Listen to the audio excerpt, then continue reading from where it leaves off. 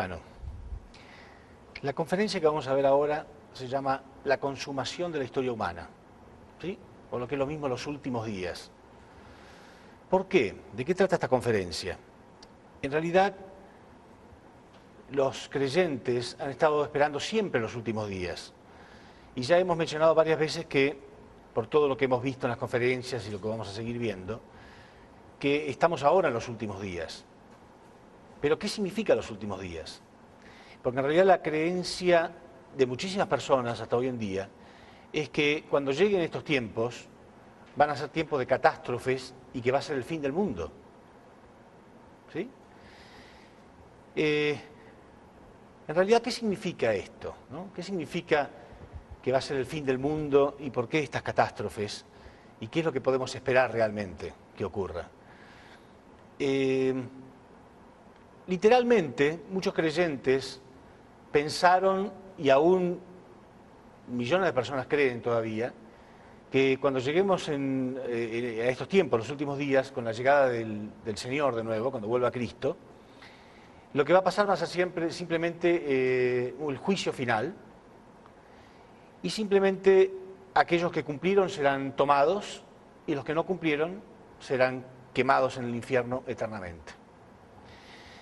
Bueno, sí, en realidad la Biblia dice algo semejante y mucha gente se ha aferrado a eso y han vivido manteniendo esa creencia, y como sostienen, inclusive muchos grupos religiosos que sostienen que ahora estamos en los últimos días y que por lo tanto va a ser el fin del mundo. Y mucha gente está confundida y se pone a pensar, ¿será así? ¿Será el fin de los tiempos?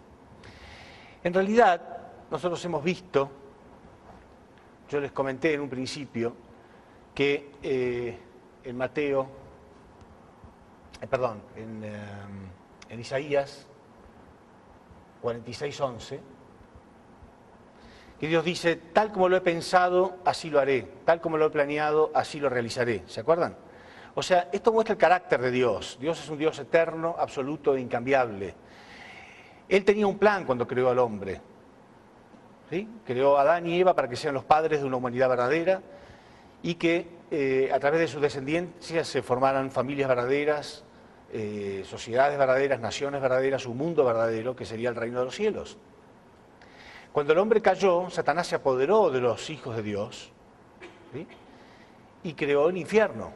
Entonces Dios comenzó, como hemos visto, con toda esta fórmula del fundamento de fe, fundamento de sustancia, comenzó todo un trabajo para crear de nuevo el reino de los cielos. Si fuera así, que en los últimos días Dios simplemente va a enviar a Cristo y de la noche a la mañana será un juicio, el juicio final, y todos aquellos que cumplan serán arrebatados con Dios o con el Señor y los demás serán destruidos, yo les hice una pregunta a ustedes en algún momento. ¿Qué porcentaje piensan ustedes? ¿Se acuerdan que preguntaba eso? ¿Qué porcentaje piensan ustedes que se va a salvar? ¿Qué porcentaje en el mundo hay de cristianos verdaderos?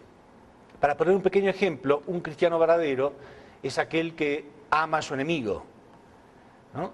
Y no alguien que lo tolera, no alguien que lo aguanta, no alguien que no lo mata simplemente, sino que lo ama de verdad, tiene amor por su enemigo. Y uno a veces, algunas personas tienen, gracias a Dios, enemigos pequeños, ¿no? Simplemente alguien que lo critica o alguien que no le gusta mucho. Pero ¿qué pasa con alguien, por ejemplo, que violó a mi hija o que la asesinó? ¿Puedo amarlo? ¿Cuántos de ustedes piensan que pueden amar a ese tipo de enemigos? ¿Qué porcentaje? Alguien me dijo en el público, un 10%. Bueno, yo dije, qué optimista. Si un 10% de las personas pudieran amar a la persona que mató a su propio hijo, wow, el mundo sería mucho mejor de lo que es. Pero aún así yo lo acepté y dije, bueno, digamos que es un 10%. Entonces Dios se rescata a ese 10%. Pero el otro 90% tiene que morir en el infierno. Supongamos que sea más de un 10%. Supongamos que sea un 20%, un 30%. ¿Sí? El 30% de la gente ama a su enemigo de verdad, de corazón, y practica todo y no tiene pecado. ¿Aún así Satanás sería victorioso en un 70%? No. Tal como lo he pensado, así lo haré. Tal como lo he planeado, así lo realizaré. Dios es un Dios eterno, absoluto e incambiable. Él no va de ningún modo a perder a nadie. ¿Cuánto va a tardar Dios en salvar a la humanidad? Depende del hombre. Podemos seguir sufriendo mucho más todavía. depende de nosotros, pero Dios va a perseverar.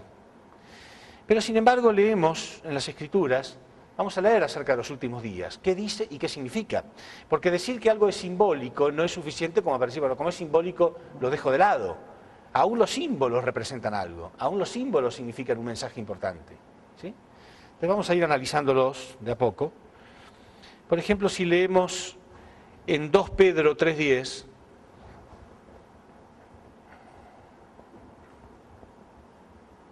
habla de los últimos días y dice, pero el día del Señor, o sea, cuando venga el Señor, vendrá como ladrón en la noche, en el cual los cielos pasarán con gran estruendo y los elementos ardiendo serán deshechos y la tierra y las obras que en ella hay serán quemadas. O sea que la tierra se va a quemar en los últimos días. Y hay muchas partes en la Biblia que mencionan algo semejante, que en los últimos días la tierra se va a quemar. En Mateo 24:29,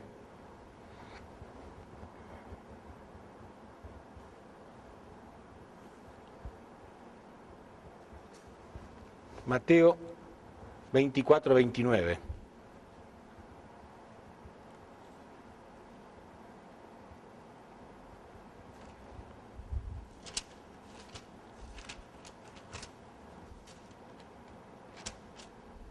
Dice, e inmediatamente después de la tribulación de aquellos días, el sol se oscurecerá, y la luna no dará más su resplandor, y las estrellas caerán del cielo, y las potencias de los cielos serán conmovidas.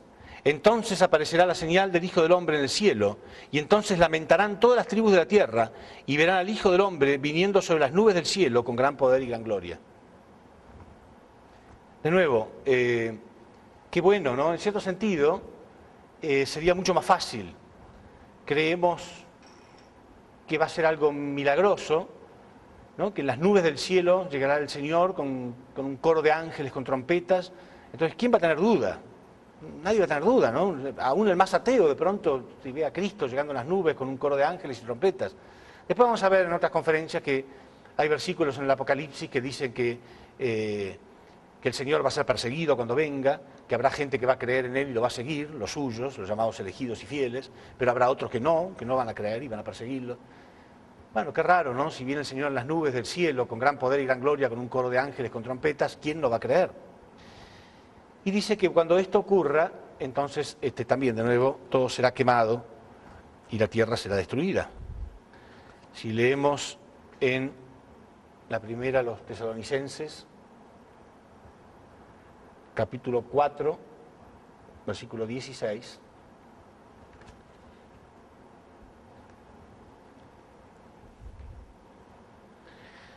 Dice así, porque el Señor mismo, con voz de mando, con voz de arcángel y con trompeta de Dios, descenderá del cielo, y los muertos en Cristo resucitarán primero.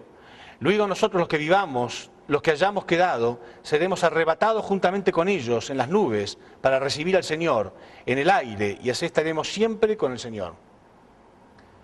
O sea, que aquellos que fueron buenos, aquellos cristianos verdaderos, serán arrebatados hacia al aire, y se encontrarán con el Señor ahí en el aire, y la tierra será destruida. ¿Sí? Bueno, hay mucha gente que cree en esto y mucha gente que no cree en esto. Quizá la mayoría no cree en esto, se da cuenta que es simbólico.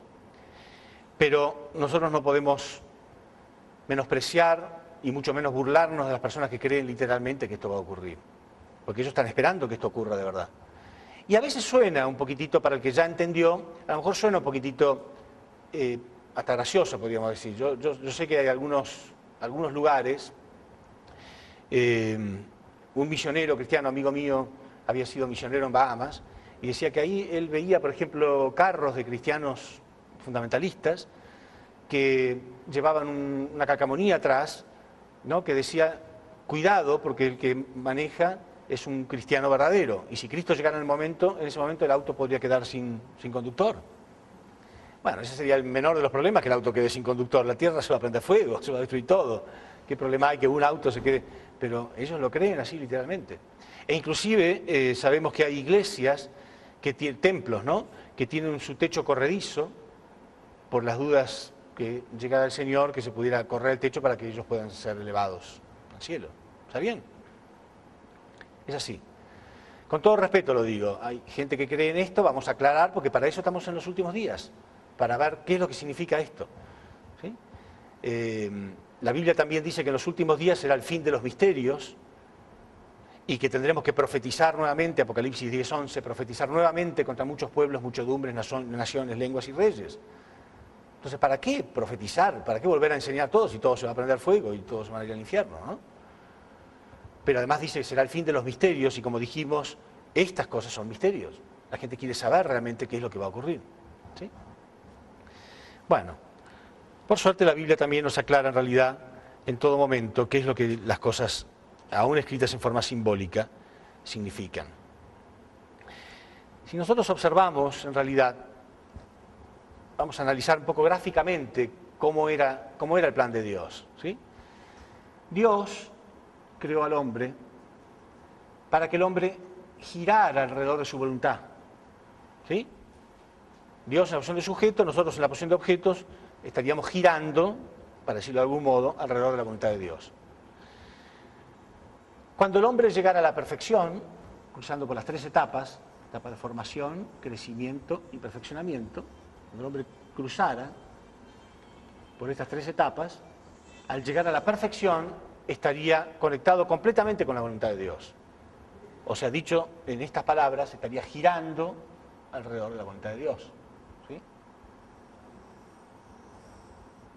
Bueno, podemos decir, como Adán y Eva llegaron a cubrir la etapa de formación y la etapa de perfeccionamiento, la etapa de formación y la etapa de crecimiento, podemos decir que ellos giraron alrededor de Dios un tercio, ¿sí? Y otro tercio. Pero la última etapa, esta, no se cumplió. ¿Se entiende? O sea, es como si esta última parte no se haya cumplido. Entonces el hombre giró alrededor de la voluntad de Dios un poco y acá se desvió. Y empezó a girar alrededor de la voluntad de Satán. ¿Sí? Entonces, hay momentos providenciales, hay tiempos providenciales, donde Dios intenta recuperar al hombre para que vuelva a girar alrededor de su voluntad. Y eso es lo que la Biblia llama los últimos días y el fin del mundo. ¿Pero qué fin de qué mundo? El fin de este mundo. No literalmente el fin del planeta Tierra. Y ya lo vamos a ver en la Biblia que lo aclara muy bien. Dicho en otras palabras, Dios, eterno, absoluto e incambiable, va a recuperar al hombre dentro de su dominio. Y el hombre cayó bajo el dominio satánico. Adán, Eva y sus hijos. Familias falsas, sociedades falsas, naciones falsas, un mundo falso.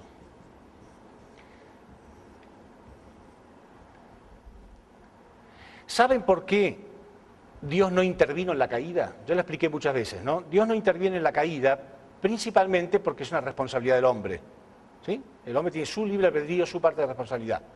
Pero aparte, porque en todo lo que tiene que ver algo Dios, hereda las características de Dios de ser eterno, absoluto e incambiable. El mal no. El mal no tiene nada que ver con Dios. Por lo tanto, al no tener nada que ver con Dios, sí o sí puede llegar a un punto máximo de desarrollo, pero después tiene que caer. Todas las cosas que son falsas llegan a un punto máximo a lo sumo de desarrollo, pero después tienen que caer. Por eso Dios no toca el proceso de la caída, no tiene nada que ver con él. Entonces sí o sí tiene que desaparecer. ¿No creen ustedes que una familia falsa, sociedades falsas, naciones falsas, un mundo falso como el que vivimos, tiene que desaparecer? Si Dios es un Dios eterno, absoluto e incambiable, este mundo tiene que desaparecer. Es el mundo satánico. Por esa razón Jesús decía, mi reino no pertenece a este mundo. Él había nacido acá. ¿Sí? Nació sin pecado, nació fuera del dominio satánico. Por eso él decía, mi reino no pertenece a este mundo. Y hay especuladores, y hay tanta ignorancia, y hay, por otro lado, gente que ha intentado saber, especulando de cualquier cosa, que hasta han dicho, yo lo he escuchado, grupos que creen que Jesús era extraterrestre. Porque él decía que él no pertenecía a este mundo. Pero no se refiere literalmente a este planeta. Él nació en este planeta. Todos saben que nació en este planeta. ¿Se entiende la diferencia? Lo que estoy hablando de los dos mundos, ¿no? Son dos mundos, no dos planetas. Son dos mundos diferentes, el mundo del mal y el mundo del bien. Entonces, cuando la Biblia dice que el mundo será destruido, significa esto. Esto va a ser destruido.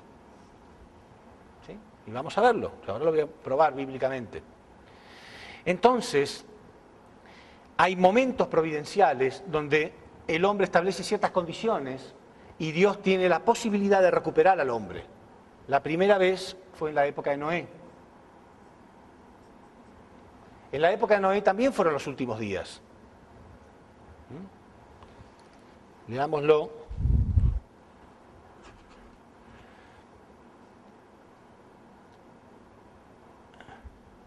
En Génesis capítulo 6, versículo 13. Vamos a poner acá mejor. Génesis 6, 13.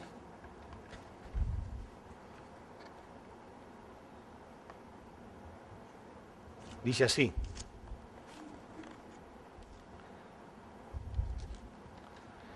Dijo pues Dios a Noé: he decidido el fin de todo ser, porque la tierra está llena de violencia a causa de ellos, y he aquí que yo los destruiré con la tierra. Y he aquí que yo los destruiré con la tierra. ¿Destruyó Dios el planeta en la época de Noé? No, el planeta siguió existiendo. ¿Sí? Son momentos, ¿no? Momentos donde Dios intenta terminar con esto. En la época de Noé, si se hubiera establecido correctamente el fundamento, dijimos Dios podía haber enviado al Mesías en aquella época. Como esto falló, entonces, vemos en Malaquías 3:19 que Dios vuelve a intentar los últimos días en la época de Jesús. En la época de Jesús también iban a ser los últimos días. Malaquías 3:19.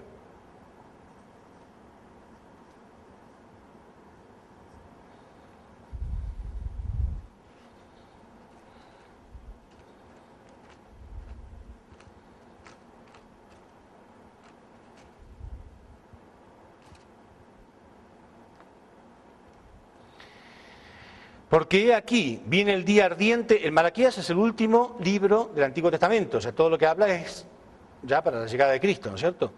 Porque he aquí, viene el día ardiente como un horno, y todos los soberbios y todo lo que hacen maldad serán estopa. Aquel día que vendrá los abrazará, pero no abrazar cariñosamente, ¿no? Sino de brasas. Aquel día que viene los abrazará.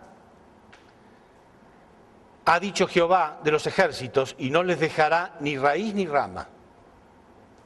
O sea, todo va a ser arrasado por el fuego cuando venga el Señor, decía Malaquías. Malaquías, profeta del Antiguo Testamento, anunciando la llegada de Cristo. Quiere decir que en la época de Jesús también fueron los últimos días. Y ahora, por último, en estos tiempos, ya la tercera vez, ¿no?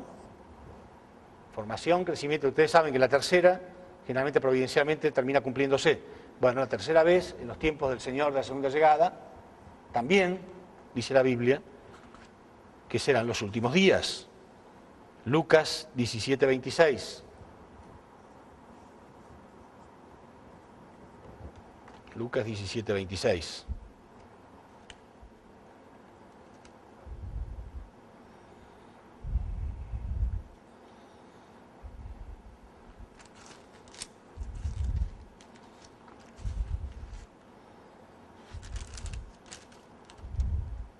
Dice: como fue en los días de Noé, así también serán los días del Hijo del Hombre.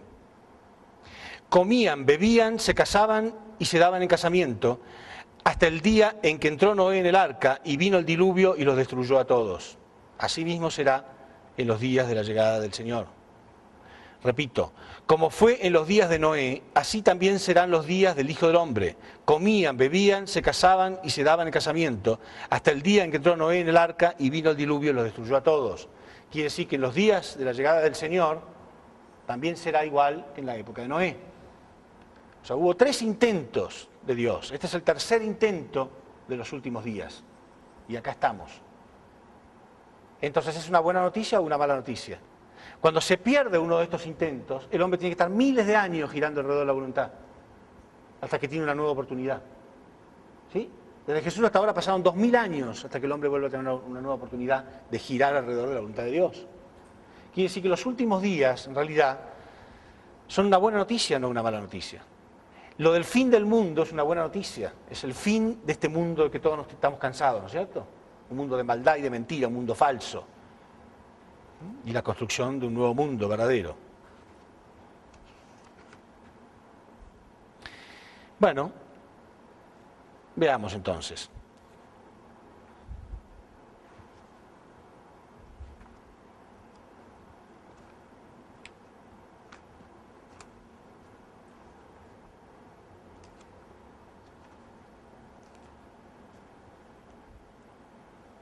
En Eclesiastés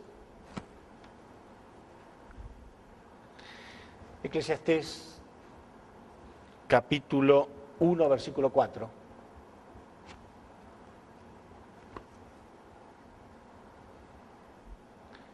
dice así: una generación va, otra generación viene, pero la tierra permanece para siempre. La Biblia dice, una generación va y otra generación viene, pero la tierra permanece para siempre. O sea que no será destruida. En Salmos 78, 69,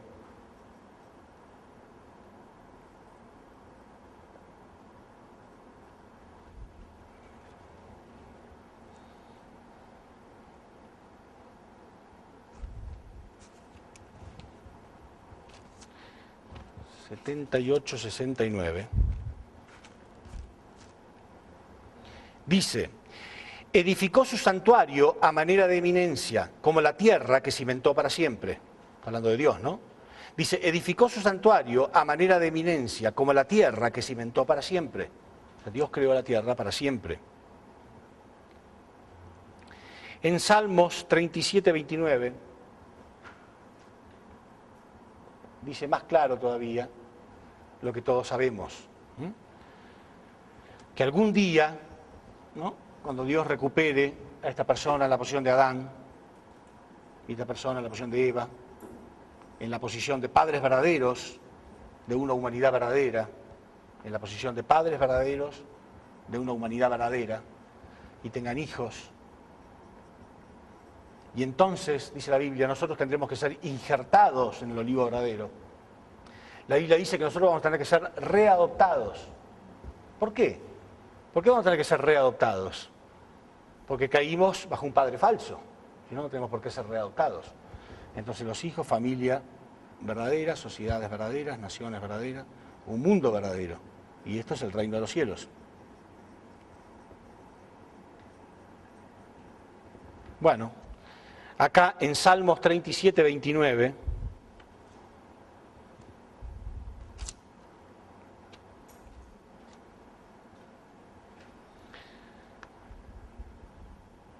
dice así: apártate del mal y haz el bien, y vivirás para siempre. Porque Jehová ama la rectitud y no desampara a sus santos. Para siempre serán guardados, mas la descendencia de los impíos será destruida.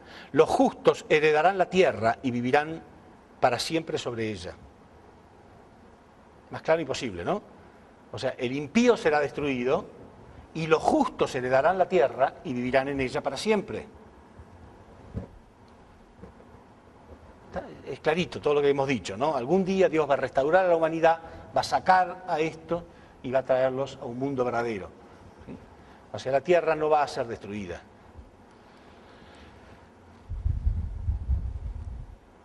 Entonces, ¿qué significa? Entonces, ¿por qué dice que va a ser quemada la tierra? Bueno, es un símbolo, es simbólico. Y vamos a ver que es así. En Jeremías, capítulo 23, 29,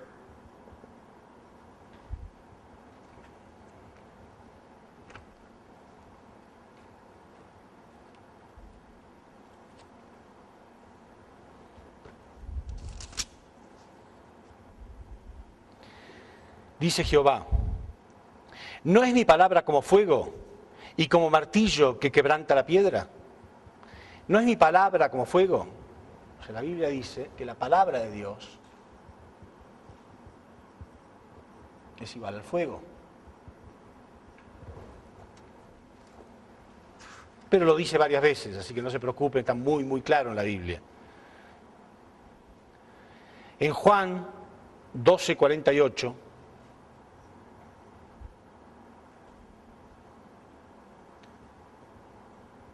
Jesús dice: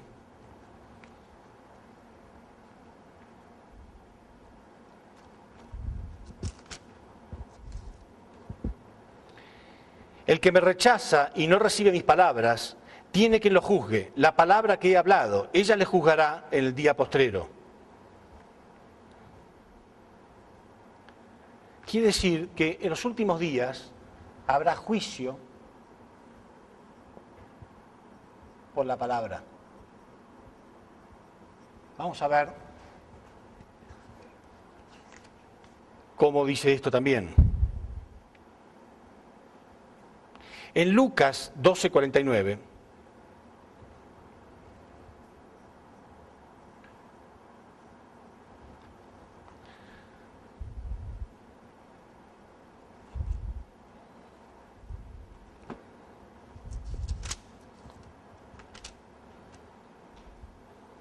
Jesús dice: fuego vine a echar en la tierra, ¿y qué quiero si ya se ha encendido?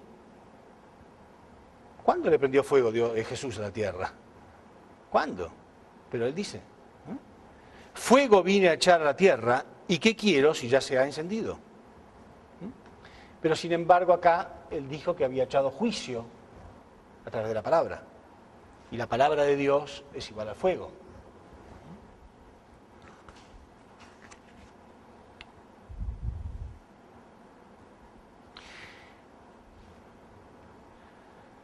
En Juan,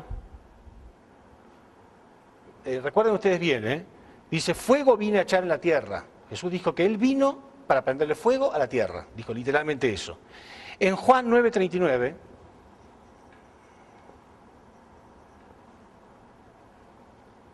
dice: para juicio he venido yo a este mundo. Entonces uno le podría preguntar a Jesús: mira, hace un rato dijiste que viniste para prenderle fuego a la tierra. Ahora dices que viniste para prenderle fuego. ¿En qué quedamos? ¿Para prenderle fuego o para dar juicio? Y él diría: es lo mismo. Lo que pasa es que uno es simbólico y el otro es literal. ¿Se entiende?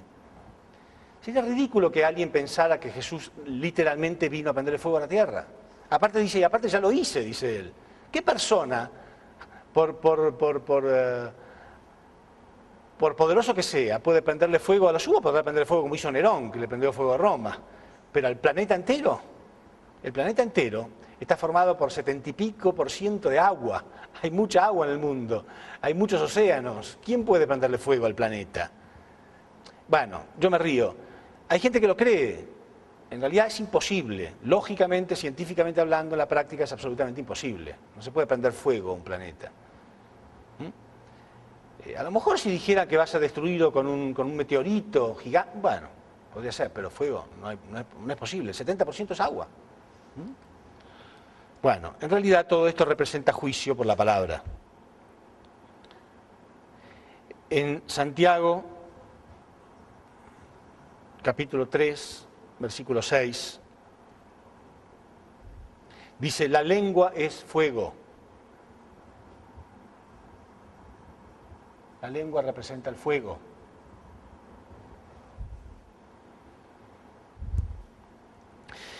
Cuando nosotros vemos en el Génesis, ¿ustedes se acuerdan? Adán y Eva pecaron, se apartaron, y Dios dice que tuvo que poner querubines, que son ángeles, para evitar que el hombre alcanzara el árbol de la vida, ¿se acuerdan? O sea, ya el hombre no podía alcanzar el árbol de la vida. Y dice querubines con espada de fuego, espada flameante. Significa, el hombre no puede alcanzar el árbol de la vida a menos que pase por eso, a menos que pase por el juicio de la palabra. ¿Pero qué significa el juicio de la palabra? En realidad, dijimos que se profetizan que la tierra se va a prender fuego, ya sabemos lo que significa simplemente el juicio por la palabra, pero también dicen que el sol y la luna se van a oscurecer y que las estrellas caerán del cielo. Bueno, si pensamos en forma lógica también, la estrella más pequeña que existe en nuestra galaxia es el Sol. y es miles de veces más grande que la Tierra. Entonces sería más lógico que la Tierra caiga sobre el Sol y no que el Sol caiga sobre la Tierra. Pero además dicen, las estrellas caerán, ¿no? Bueno, ¿qué significa? ¿Qué significa, según la Biblia, el Sol, la Luna y las estrellas? En realidad nosotros ya lo dijimos, ¿cierto? Cuando hablábamos en otra parte de la conferencia, dijimos en la parte de José, ¿se acuerdan? José, el hijo de Jacob, tenía sueños persistentes, revelaciones, donde el sol, la luna y 11 estrellas se inclinaban delante de él.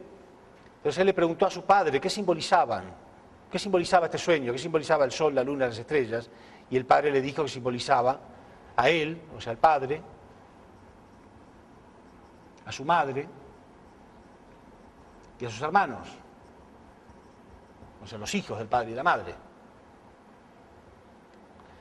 Entonces, ¿qué quiere decir cuando dice, con la misma clave bíblica, ¿no? Cuando dice que el sol y la luna no darán más su luz y que las estrellas caerán del cielo? Bueno, nosotros vemos que Dios quería restaurar a los padres verdaderos, ¿sí? Adán en la posición de padre, Eva en la posición de madre. Cuando Jesús llegó a la perfección, ¿no? El Mesías está en la posición de padre. Pero la esencia femenina, en la posición de madre, la ocupa el Espíritu Santo.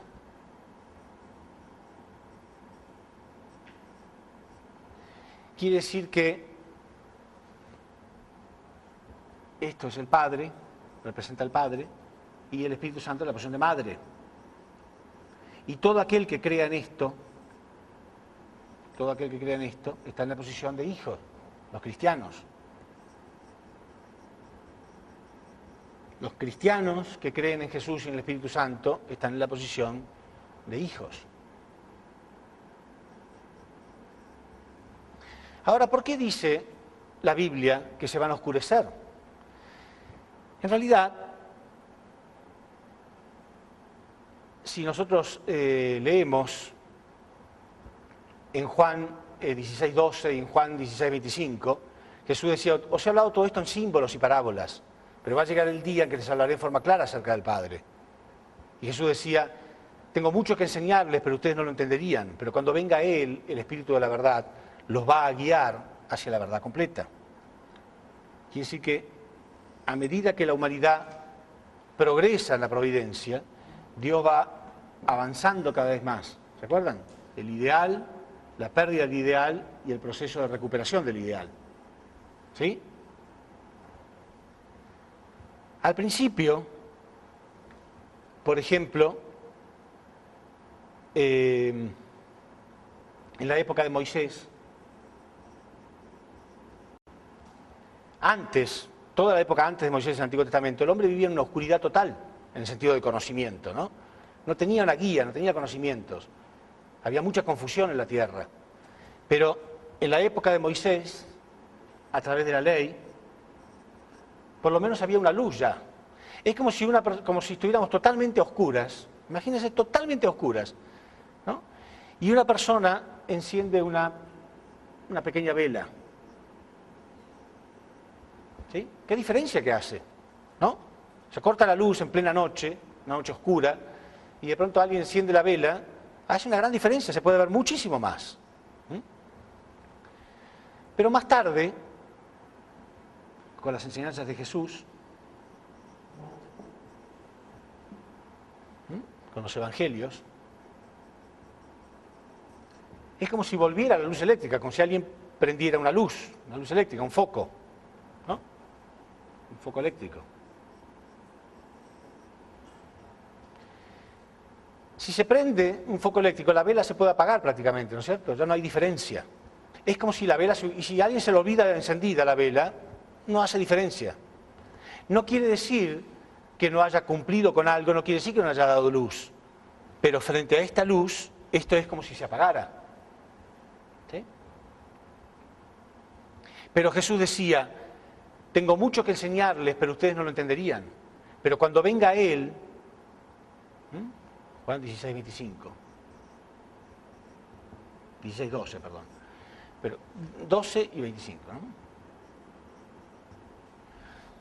Pero cuando venga Él los va a guiar hacia una verdad completa. Entonces es como si de pronto saliera el sol. Cuando sale el sol, si alguien todavía tiene esa vela prendida, nadie la va a descubrir. Y si se olvidó una luz prendida, a veces nos pasa, ¿no? Nos olvidamos una luz del patio o algo prendida a la mañana, nadie la ve. Nadie se da cuenta que está encendida. Porque hay tanta luz, entonces uno la puede prender o apagar que nadie va a notar la diferencia. Entonces la Biblia dice que en los últimos días, con la nueva verdad, lo que está diciendo es con la nueva verdad, es como que se va a opacar esto. Las enseñanzas de esto van a ser como mínimas. Claro, hay gente que toma esto, hay gente que le duele esto, pero en realidad es una buena noticia, si lo vemos desde el punto de vista de Dios, y aún Jesús mismo estaría feliz, porque Él dijo con dolor esto. Él con dolor dijo, tengo mucho que enseñarles, pero miren el fracaso que hay. No dijo literalmente eso, ¿no? Pero lo que quería decir Jesús. Nadie lo pudo recibir, el pueblo de Israel lo quería crucificar.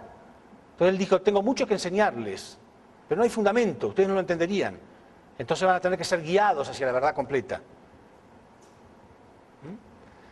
Pero Jesús, ya lo vamos a ver, lloró.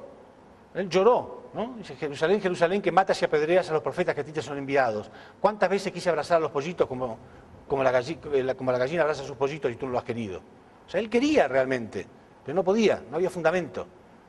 Y él sabía que la humanidad iba a tener que pasar miles de años bajo el dominio satánico antes de que haya una luz que la pueda guiar. Entonces él quiere que venga esta luz. ¿Entienden? Y ante semejante luz, la Biblia dice que esto se va a opacar. Pero claro, Jesús también decía, el vino nuevo en cueros nuevos, ¿no? O sea, él sabía, en Lucas 18:8, Jesús se preguntaba, Jesús hablaba de la segunda llegada, ¿no? Él solamente hablaba ya de la segunda llegada. Cuando él sabía que tenía que ir por el camino de la cruz, ya no hablaba más de su misión. Ya no dijo más que el reino de los cielos estaba cerca. Dijo que el reino de los cielos ahora estaba cerrado, iba a estar cerrado. Escribas y fariseos hipócritas, porque cerráis el reino de los cielos a la gente. ¿Sí? Porque ni vosotros entráis ni dejáis entrar a los que entrarían. Entonces él decía, hablaba de la segunda llegada. Y en Lucas 18:8, Jesús se pregunta, en verdad les digo que cuando venga Él, el Señor de la segunda llegada, les va a hacer justicia. Pero cuando venga Él, ¿encontrará fe sobre la tierra? Jesús se preguntaba, ¿encontrará fe? Ya estaba preocupado Jesús, porque él sabía que íbamos a pasar 2000 años en un mundo como lo que tenemos hoy. ¿Hay fe en el mundo hoy? Es un desastre. Entonces él sabía que esto iba a pasar. Entonces ya Jesús estaba preocupado. ¿Encontrará fe? Bueno, y también Jesús dijo algo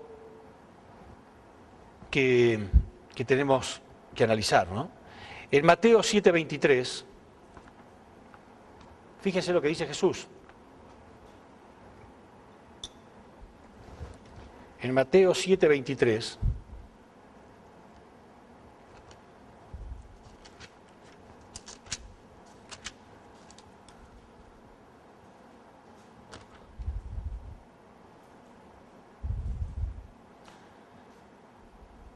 vamos a empezar por Mateo 7:21. Dice, no todo el que me dice Señor, Señor, entrará al reino de los cielos, sino el que hace la voluntad de mi Padre que está en los cielos. Muchos me dirán aquel día, Señor, Señor, ¿no profetizamos en tu nombre? Y en tu nombre echamos fuera demonios, y en tu nombre hicimos muchos milagros. Entonces yo les declararé, nunca os conocí, apartados de mí, hacedores de maldad. Es raro, porque si uno piensa, dice, aquel día muchos me dirán, Señor, Señor, ¿no hemos echado demonios en tu nombre? ¿No hemos hecho muchos milagros en tu nombre? ¿Quién hace milagros en el nombre de Cristo? ¿Cualquiera? ¿Cualquier cristiano? Líderes, ¿no? Son líderes grandes cristianos, no fueron muchos los cristianos en la historia que han hecho milagros en su nombre. Entonces Jesús dice, aquel día vendrán estos, aún los más elevados, aún gente que profetizó, porque dicen, no hemos profetizado en tu nombre. Entonces, ¿quién salen a predicar todos los días en la calle y hacen milagros y hacen curaciones? No cualquier cristiano. Sin embargo, aquel día yo les diré, apartaos de mí, hacedores de maldad. ¿Por qué? Porque los más fundamentalistas son los primeros que van a perseguir a Cristo cuando venga. Cuando venga el Hijo del Hombre, ¿encontrará fe sobre la tierra? Preguntaba. Lucas 18:8. Ya Jesús se preguntaba, ¿encontrará fe? ¿Le creerán? Por eso dice que las estrellas caerán del cielo, los hijos. El sol se oscurecerá, la luna no dará más su luz y las estrellas caerán del cielo. Significa, con la nueva expresión de la verdad, aquellos que no quieren escuchar nueva verdad, porque ya creen que tienen toda la verdad, a pesar de que yo les dije, ¿no? Aquel día será guiado hacia la verdad completa. Tengo mucho que enseñarles, pero ustedes no lo entenderían. Pero cuando venga Él los va a guiar hacia la verdad completa. Aún así hay mucha gente que no quiere escuchar la verdad completa. Creen que ya tienen todo, que ya saben todo. Y esos van a ser los primeros que van a perseguir al Señor. Y Jesús lo sabía. Por eso en Apocalipsis dice, ellos harán la guerra al Cordero. Pero Él, en Apocalipsis habla toda la segunda llegada, ¿no? Ellos harán la guerra al Cordero, pero Él, como es Señor de señores y Rey de reyes, los vencerá en unión con los suyos, los llamados elegidos y fieles. Quiere decir que Él va a tener gente que le siga y gente que le persiga. ¿Cómo? Si vienen las nubes eso no va a ocurrir. Pero está todo claro cómo va a ocurrir. Entonces el sol y la luna se van a oscurecer en el sentido de que va a venir una verdad mucho más amplia. Pero mucha gente no va a poder aceptar esa verdad. ¿Encontrará fe sobre la tierra? ¿Le creerán? No, hay muchísima gente que no va a creer. Entonces ellos, por más que hayan hecho milagros, por más que hayan predicado, por más fe que hayan tenido, van a caer. Lo decía Jesús. Van a caer del cielo.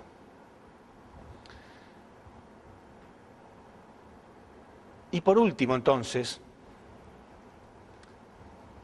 ¿qué significa que vamos a ser arrebatados hacia el cielo? ¿No? Cuando venga Cristo seremos arrebatados hacia el cielo. Bueno, es claro, ¿no? La tierra significa todo lo pecaminoso, ¿no? Todo lo mundano, todo lo material, y el cielo representa lo bueno, ¿no? El reino de los cielos. Entonces, cuando venga Cristo, aquellos que lo acepten, aquellos que vayan entendiendo la nueva verdad, van a crecer espiritualmente, van a resucitar. En la próxima conferencia vamos a ver acerca de la resurrección, porque la Biblia también dice que en los últimos días los muertos van a resucitar, ¿sí? Pero vamos a ver que se refiere claramente a los muertos espirituales. Aceptando una nueva expresión de la verdad, cada vez creemos más y cada vez tenemos más entusiasmo, cada vez tenemos más fe y vamos resucitando. Entonces, ¿qué pasa cuando una persona va creciendo espiritualmente? Se eleva, decimos, ¿no? Pero no tiene sentido pensar que una persona se eleva literalmente, ¿sí? Cuando ustedes están en un trabajo y fueron ascendidos, ¿qué significa? ¿Que van a trabajar al piso de arriba? Sí, se ríen, pero lamentablemente hay millones de personas que toman las cosas literalmente así las toman. Entonces vamos a ser elevados, claro que vamos a ser elevados al cielo, pero el cielo significa lo bueno, la tierra significa todo lo pecaminoso, lo mundano. Entonces en los últimos días, ahora todo coincide, ¿no? En los últimos días va a haber una nueva expresión de la verdad, tanto que la anterior va a parecer pequeña, sin despreciarla. No quiere decir que las enseñanzas mosaicas, las leyes, los 10 mandamientos no se van a cumplir, siguen siendo los mismos. Jesús sintetizó los 10 mandamientos en 2, pero no estaba negando los 10 mandamientos. Y por eso lo querían matar, porque pensaban que era un hereje. Porque a ellos les hubiera encantado que venga Jesús a recitarle palabra por palabra las escrituras del Antiguo Testamento, como hacían los escribas y los fariseos, todo el tiempo con las escrituras en la mano. Y Jesús ni las tocaba, porque en realidad en ningún momento se refiere la Biblia a que Jesús estaba discutiendo versículos o cosas, nada, él no le importaba. Él decía, eso está dando testimonio de mí. ¿Cómo no voy a conocerlo si las escrituras están dando testimonio de mí? Y acá estoy yo, y con todo no queréis venir a mí para recibir la vida. ¿Sí? Pero ellos lo hubieran aceptado a Jesús y Él hubiera venido a decir exactamente lo mismo que ellos habían escuchado toda la vida. ¿Para qué? Si viene para decir algo nuevo. Ah, no, nuevo no. No me vengas con cosas nuevas. Entonces, ¿para qué queremos? ¿Pero es la actitud o no? Es la actitud. Todos queremos la verdad, todos decimos que nos gusta la verdad, ¿no? ¿Pero nos gusta la verdad? ¿O nos gusta la verdad solamente cuando se adapta a al pensamiento que yo tenía antes? Entonces tenemos que tener la fe de recibir la verdad tal como es, aunque me duela. Por eso la Biblia también dice en Apocalipsis que recibiremos un nuevo librito, ¿no? Y que cuando lo traguemos, ¿no? O sea, cuando lo incorporemos en nuestro interior significa, pero cuando lo traguemos será dulce en nuestra boca pero después nos amargará las entrañas. ¿Sí? El pastor debe conocer todo eso. Es así, la verdad es así. Nos gusta, decimos, me encanta la verdad, ¿no? Le voy a contar una anécdota bíblica, en realidad. Una anécdota bíblica, ¿no? Estaba el rey David. ¿Sí? El rey David un día ve a Betsabé, que era la esposa de uno de los oficiales de su ejército, y la ve bañándose en el río. Y era muy bonita, entonces le gusta. Entonces él pide averiguar quién era esta mujer y le dicen que era la esposa de Urías. Entonces él escribe una carta pidiendo que lo manden a Urías a la parte más peligrosa de la batalla. Y le da la carta al mismo Urías para que se la entregue a su oficial. El oficial lee y lo manda a lo más peligroso de la batalla para que muera y él poder quedarse con su mujer, el rey David. Bueno, pasa eso y un día viene un profeta a hacerle una pregunta a David y le dice, mira, había un hombre que tenía muchas ovejas y un día tuvo que hacer un banquete para unos invitados y su vecino tenía una sola ovejita que la usaba como mascota, ¿no? Como si fuera su hijita, dice la Biblia. Una sola ovejita, la cuidaba mucho. Y él, que tenía muchísimas ovejas, mató a la oveja de su vecino para quedarse con ella. Y David se enojó y dijo, ese hombre habría que matarlo. Y el profeta le dijo, sí, pero ese hombre eres tú. O sea, la ovejita representaba a Betsabé. ¿Se entiende? Le sacó lo único que ese hombre tenía. Quiere decir que la verdad nos gusta hasta por ahí nomás. A él le gustó la verdad, bueno, habría que matarlo, sí, pero eres tú. Ah, ya no me gustó. ¿Somos así o no? Nos gusta la verdad hasta que nos cambia un poco el estilo de vida. Entonces un predicador cristiano se siente elegido todo, de pronto le dice, no, elegido nada. Cuidado, ni empezaste todavía. La verdad es mucho más amplia, la cosa es muy diferente a lo que has predicado hasta ahora. Ah, ya no le gustó. ¿No? Ya no le gustó tanto. Pero la verdad es la verdad, me guste o no. Dios no puede adaptarla a cada uno. Y a veces duele. En realidad, a todos nos gusta la verdad, todos necesitamos la verdad y a todos nos duele la verdad. Porque cuando nos toma la verdad, todos estábamos haciendo una cosa diferente. Todos. Teníamos novia, teníamos trabajo, teníamos el estudio, teníamos nuestra meta, nuestra visión, acomodarnos en este mundo satánico lo mejor que podamos y después tranquilo. Después, todo lo contrario. El plan de Dios para mí era muy contrario al que yo creía que era mi plan. A todos nos duele la verdad. A todos nos duele, nos cuesta mucho. ¿O creen que yo planeé toda mi vida estar parado acá, hablando? A lo mejor algunos de ustedes piensan que a mí me pagan, ¿no?, por estar acá. Olvídenlo. Durante 26 años jamás recibí un solo centavo y he dado millones de horas de conferencia. Entonces, mi plan era muy diferente. Era muy, pero muy diferente mi plan. Pero uno tiene que decir, bueno, pero es mi plan. ¿Y cuál es el primer punto de naturaleza caída? No tomar el punto de vista de Dios. Y el primer punto para la restauración es tomar el punto de vista de Dios. Entonces Dios me dice, no, pero yo tengo otro plan. Al principio te vas a sentir como si te hubieran tirado un baldazo de agua helada, porque es totalmente diferente, pero después va a ser tu mundo, ¿no? Después termina siendo nuestra vida, pero al principio duele. Y prácticamente todo el mundo lo toma de sorpresa. Ahora, hay quienes se agachan la cabeza y dicen, bueno, ok, así lo haré. Y otros que se resisten a muerte. Y lo peor, porque por lo menos uno podría ser un fracasado en la providencia, pero con cierta nobleza. Decir, bueno, lamentablemente, ok, está mal. Pero peor es el que lo acomoda y dice, no, ellos son los herejes, es todo mentira. Y empieza a acusar y a perseguir para justificarse de no tener que hacer nada. Ese es peor todavía, porque encima está tratando de torcer la verdad porque él no tiene ganas de seguirla. Porque en realidad el principio divino es totalmente claro. Punto por punto de cada cosa que dice la Biblia. La tierra no se va a prender fuego, las estrellas no van a caer del cielo, el sol no se va a oscurecer, la luna no se va a oscurecer. Es todo simbólico, está clarito en la Biblia lo que significa el fuego, significa el juicio por la palabra. Está clarito que no nos vamos a elevar hacia el cielo y nada, sino que vamos a elevarnos espiritualmente hablando. Vamos a recibir una nueva verdad. Porque no podemos tomar el versículo que me gusta y desechar todos los que no me gustan. También podemos creer que Cristo va a venir en las nubes con un gran poder y los demás van a ser destruidos, menos yo. Pero entonces, ¿cómo se cumple el versículo que dice que tenemos que predicar nuevamente al mundo entero? ¿Cómo se cumple el versículo que dice que el Cristo va a ser perseguido. ¿Cómo se cumplen todos estos versículos entonces? En cambio, esto explica claramente, porque, repito, Jesús decía, os he hablado todo esto en símbolos y parábolas, pero va a llegar el día en que todos los símbolos y parábolas van a ser aclarados. ¿Sí? Bueno, gracias.